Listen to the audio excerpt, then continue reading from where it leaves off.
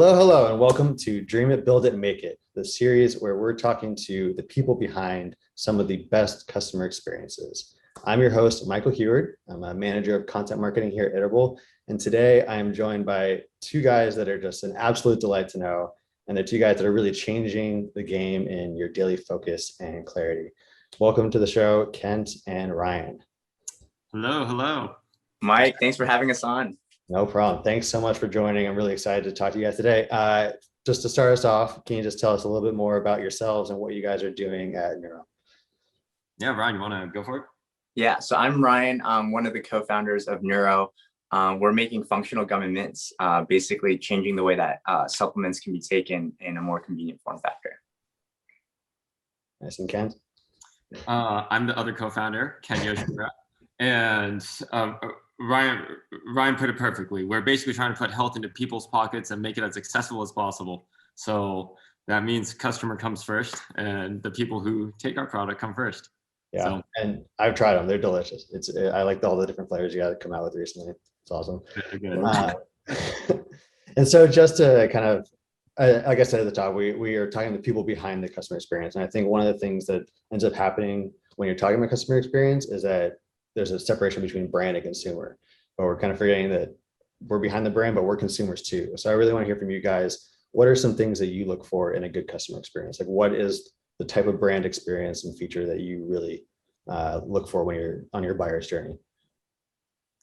So, like all customer service and customer facing things, we do have templates per se, but without the personalization factor, trying to understand what the consumer / other side really wants, I don't think real communication ever happens.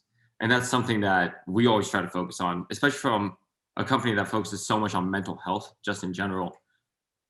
Being cognizant and conscious of the actual ask the other side has is one of the most, I think, important things, not just for, I guess like customer service or, dealing with customers in general, but for just being a business. So it's a huge mantra of ours to focus on just really understanding where people come from.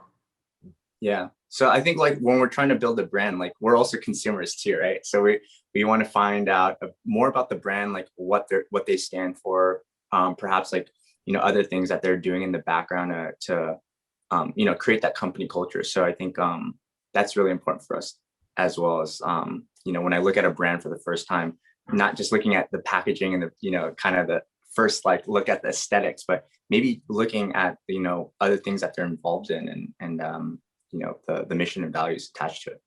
Yeah. Do you think there are any brands that you see in your kind of experience as consumers that you think are doing that really well? I think Kind Bar is doing that extremely well. They're an incredible brand. Their whole mantra is be kind, and give back.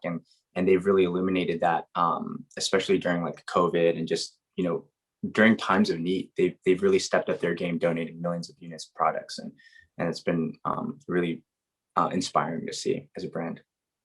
I think sometimes like when it's not, a lot of these brands try to use goodwill as marketing to sell more product.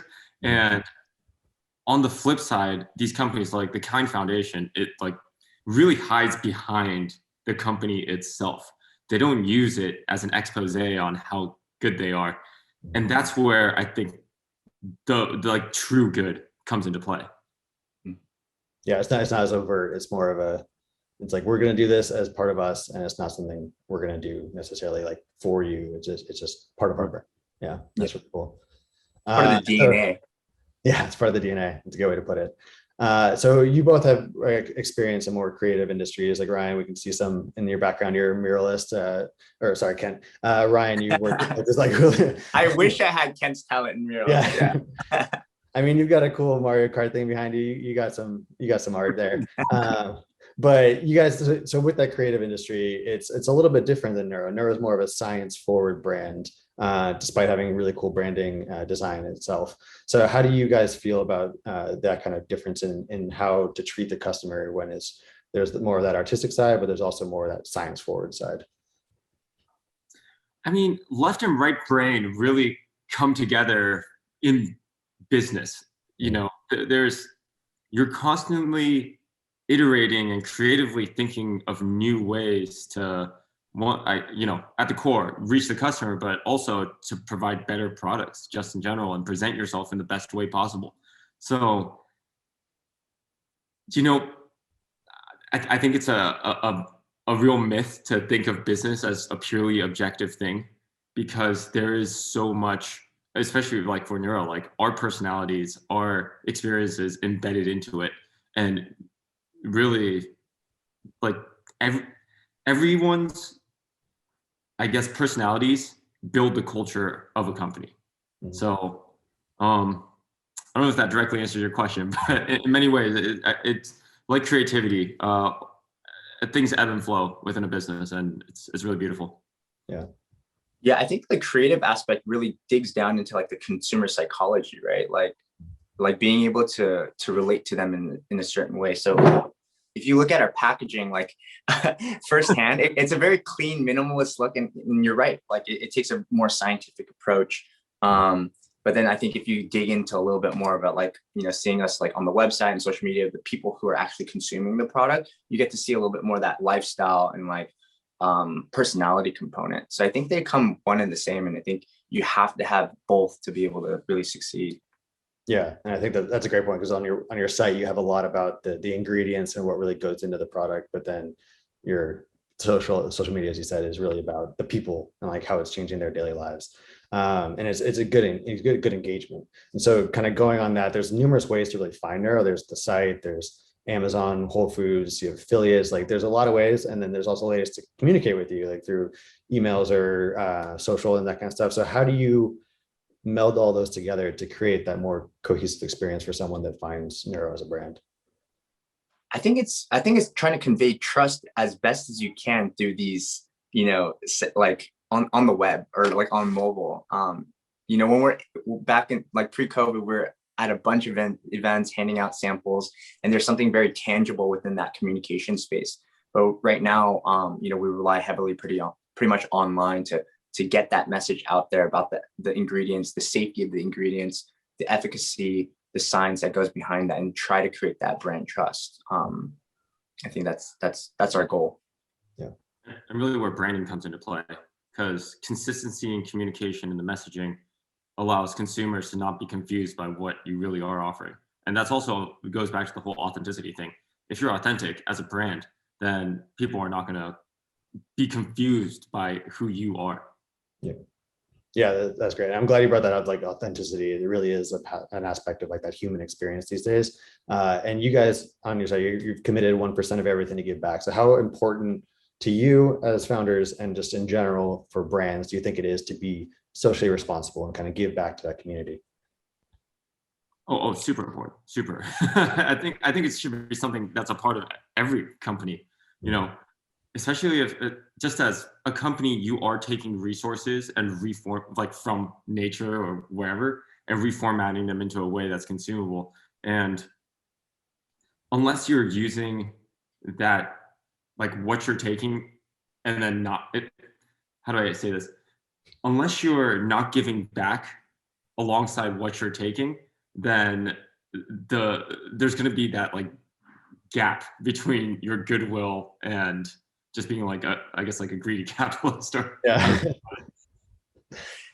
Yeah, I think that 1% is kind of just like that bare minimum that like that's the absolute minimum, right? So a lot of the things that we've been doing kind of behind the scenes is really donating a lot of these like our energy and focus products to frontline impact workers. So kind of when we were bringing back earlier in terms of brands that we really look up to, is like Kind Bar helped initiate this coalition called Frontline Impact Initiative, and they teamed up with Justin's Peanut Butter, L'Oreal, Kind, like 30 some odd brands. We were one of them, and we actually happened to get connected through the founder of Kind through like he was one of our Shark Tank judges actually, and our product came in pretty handy for COVID doctors and nurses who needed to stay up like crazy hours, election poll workers, California wildfire fighters. It was just like there's so many different use cases, and for us it was like it just makes us feel good to know that we built a product that actually could assist in that way. And yeah, there's just no other way that we would envision the brand if we were just like selling product with, no other, goodwill and that feeling of giving back is really what, our team enjoys. Yeah, that's great. That coalition sounds like it really aligns Yeah. with you guys as people and as a brand. That's awesome. And I think going along with that, as Asian American founders, there's been that recent uptick in violence and outright hatred toward the AAPI community. And so I'm curious from your guys' perspective, A, how has that impacted your brand and the way you run business? And then B, I think there's a lot of skepticism from consumers if a brand does like a one-time donation, like as we were talking about, it feels a little more inauthentic and they just make a statement. So I'm curious if you have any ideas of either how Neuro's doing it or other companies, more of like how to make a long-lasting difference, how to make that kind of systemic change and do that in an authentic way, as we were talking about. I mean, even the way we present ourselves on social media, if it's whether it's like Pride Month or Asian Heritage Month, like this month, we try to showcase those things, although they're not related to our business at all. And instead of just being a company that puts up a black square because just for one day because everyone else is doing it, unless you really integrate it into your brand and your company, then it does come off as inauthentic. It seems as though like a lot of companies are catching on and really showcasing that, almost like the opinionated isn't the right word, but they are showing their opinions now instead of just being like a faceless corporation. And it is really beautiful to see that shift where there's more personality coming out of all these brands.